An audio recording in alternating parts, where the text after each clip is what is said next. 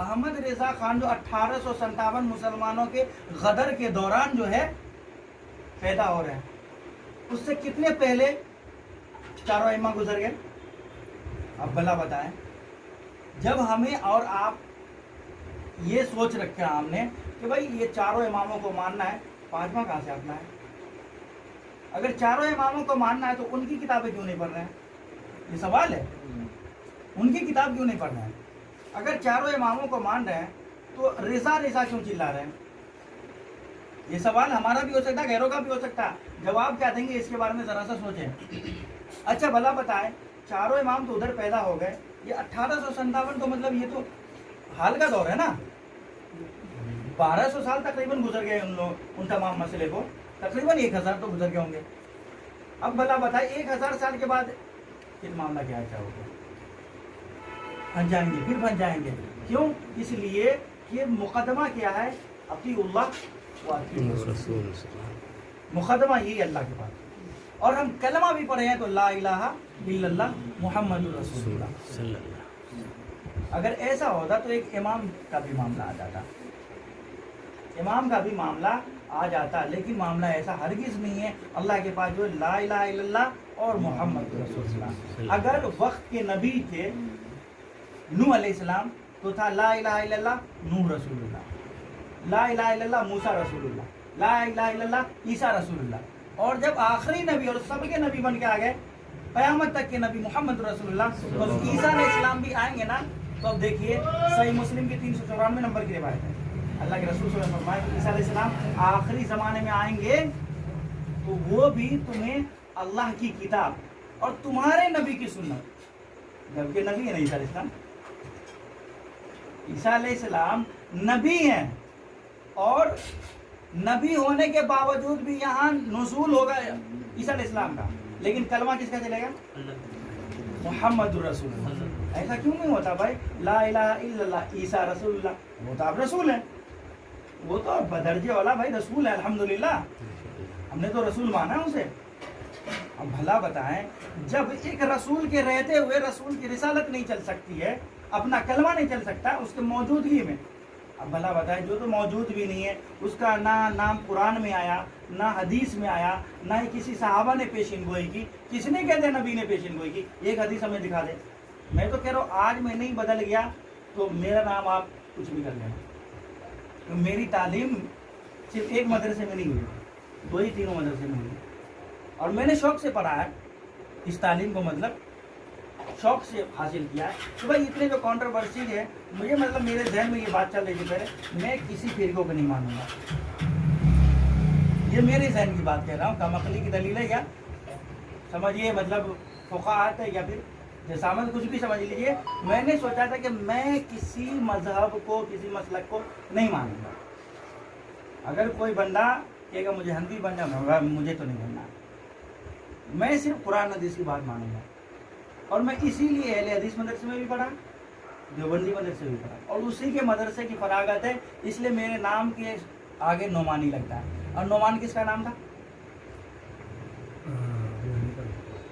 محبت کی صورت ہے، نعمان ابن ثابت ابو حنیفہ رحمۃ اللہ علیہ کا نام تھا، اور ہمیں جو لقب ملا ہے وہ نعمانی لقب ملا ہے، اس کے نام کی طرف نسبت کرتے ہیں۔ جبکہ میری عالمیت جو ہے مدرسہ دارالتعلیم رحمانیہ سے ہے، تو میرا لقب جو ہے رحمانی ہے، میں نے اس کو چھوڑ دیا اسی وجہ سے کہ بھائی ہم کو لوگ کہتے ہیں اماموں کو نہیں مانتے، ہم کو کہتے ہیں صحابہ کے گستاخ ہیں، نعوذ باللہ۔ ہمارے یہاں نبی کی بات، صحابہ کی بات اور تمام اماموں کی بات ہوتی ہے۔ یہ اور بات ہے، آپ نے کسی ایک کو ہی خاص کر لیا، اور ہم نے کہا کہ نبی کی بات جس کی باتوں سے مل جائے وہ ہمارے لیے سب سے بہتر ہے۔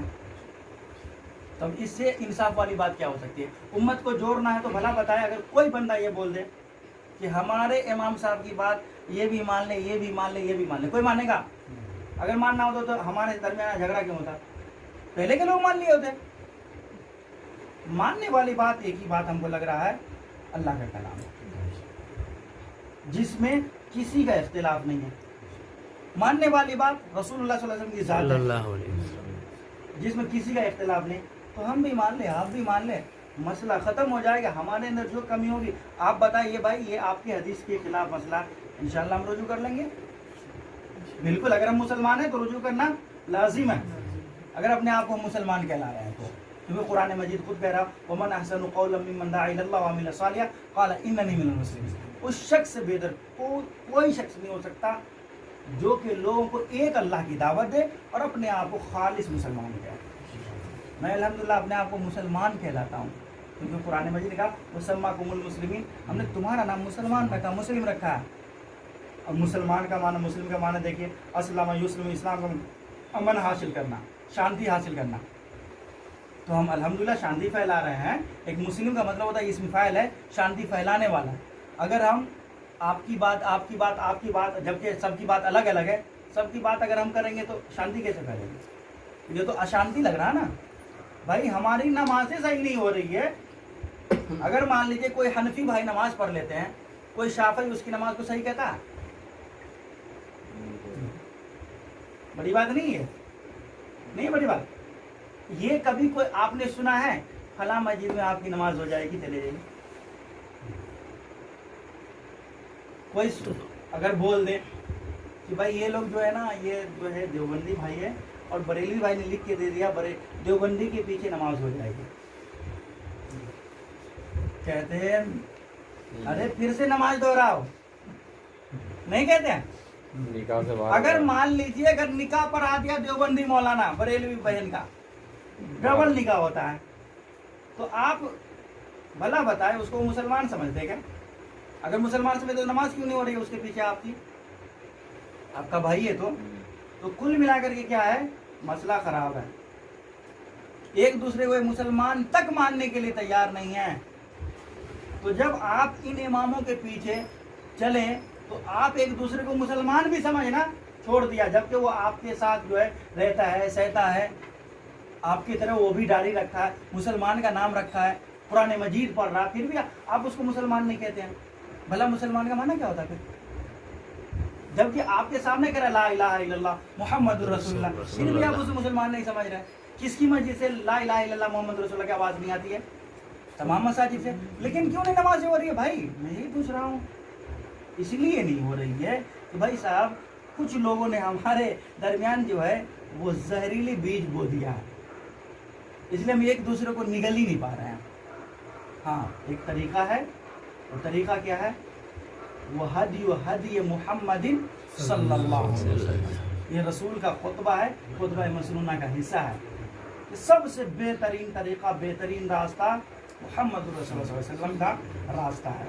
اب اگر اس بات میں آپ کو لگ رہا ہے کہ میں نے کتنا پھیلا دیا, غلط بول دیا, اماموں کی نعوذ باللہ توہین کر دی, ہمارے ماریے نا, پکڑیے نا, باندھ دیجیے نا, کوئی بندہ کہے گا ایسا؟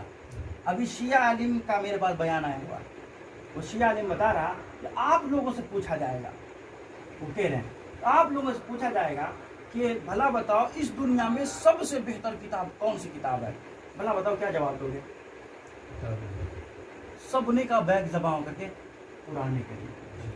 سب نے ہم تو مطلب ہم خود کہہ رہے تھے ہو سکتا شیعہ ہے تو کچھ اور بولے گا, لیکن کہا قرآن کریم. بولا اگر سنیوں سے پوچھا جائے تو سنیوں کا کیا ماننا ہے؟ وہ شیعہ کہہ رہے کیا؟ قرآن کریم. بولا جب تمہارا بھی ماننا قرآن کریم, اس کا بھی ماننا قرآن کریم, تو بھلا جھگڑے کیوں ہیں؟ یہ 100 کیا لاکھوں کروڑوں میں تولنے والی بات ہے, تو جھگڑے کیوں ہیں؟ بھلا بتائیں جھگڑے کیوں ہیں؟ یہی قرآن صحابہ کے اوپر تفسیر کی گئی, صحابہ کو سمجھایا گیا, اللہ کے رسول کے اوپر نازل کیا گیا قرآن, صحابہ نے سمجھا. تو صحابہ تو الحمدللہ کتنی بڑے بر صغیر کی حکومت کو اور بر اعظم کی حکومت میں الحمدللہ حاکم بن گئے, اور ہم اسی قرآن کے اوپر کیا ذلیل ہو رہا ہے؟ ہم نے قرآن کا مطلب نہیں سمجھا, تو کیا کہہ رہے ہیں؟ قرآن کا مطلب نہیں سمجھا. ہماری مساجد میں اللہ کا کلام کا بیان ہو, درس ہو, کیونکہ سب سے بہترین کلام اللہ کا کلام ہے. آپ کا بھی ماننا ہے, ہمارا بھی ماننا ہے. اگر غیر مسلم کہے تو غیر مسلموں کو بھی ہم یہی جواب دیں گے سب سے بہتر کلام ہے. وہ کہیں گے بھائی صاحب تو پھر آپ کی مسجد میں قرآن مجید کا درس کیوں نہیں ہوتا؟ پھر ہم پیچھے ہو جائیں گے.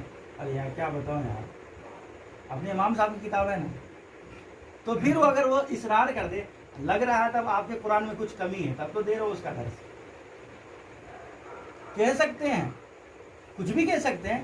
معاملہ یہ ہے کہ اگر اپنوں کو اتحاد پیدا کرنا ہے، اتفاق پیدا کرنا ہے، اللہ کی جنت کو پانا ہے اور رسول اللہ صلی اللہ علیہ وسلم کے ہاتھ سے پانی پینا ہے.